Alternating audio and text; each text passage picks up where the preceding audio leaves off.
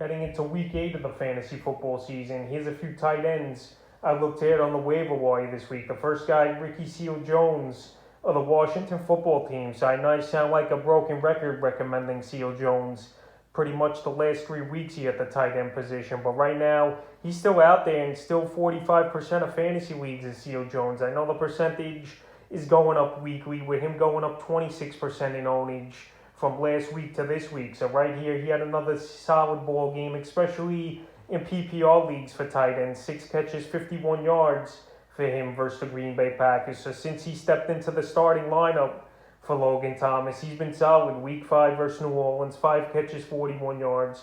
Week 6 versus the Chiefs, 4 catches, 58 yards on a touch. And like I mentioned, Week 7 at Green Bay, 6 catches, 51 yards. I think Thomas will come back in Week 10 versus Tampa Bay. So this is probably going to be the last week in Week 8 at Denver where you could use Ricky Seals-Jones, because Week 9, this team has a bye week. Here's the Washington football team. He's a big target at 6'7", 6'8".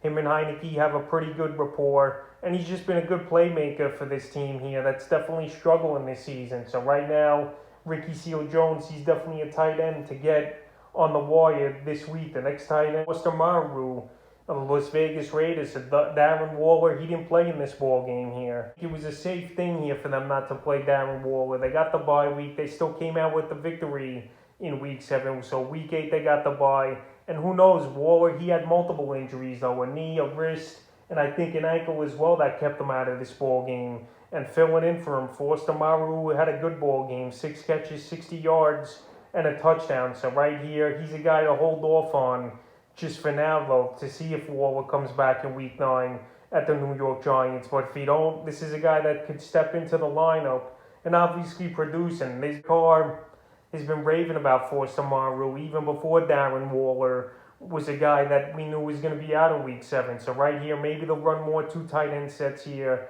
in Vegas. Obviously, John Gruden's gone now, and it's a whole new coaching staff and new scheme and stuff here. And the Raiders so far 2-0 since Gruden left.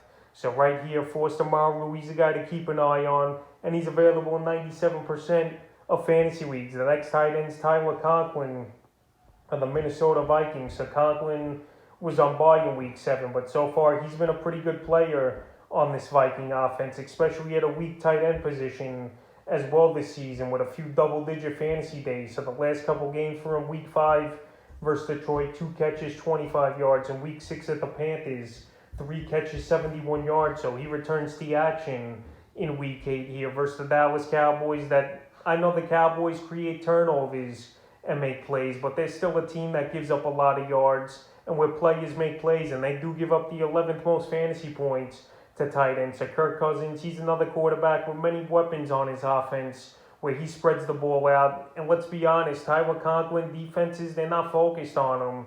So he's the middle of the field threat here for this Viking team.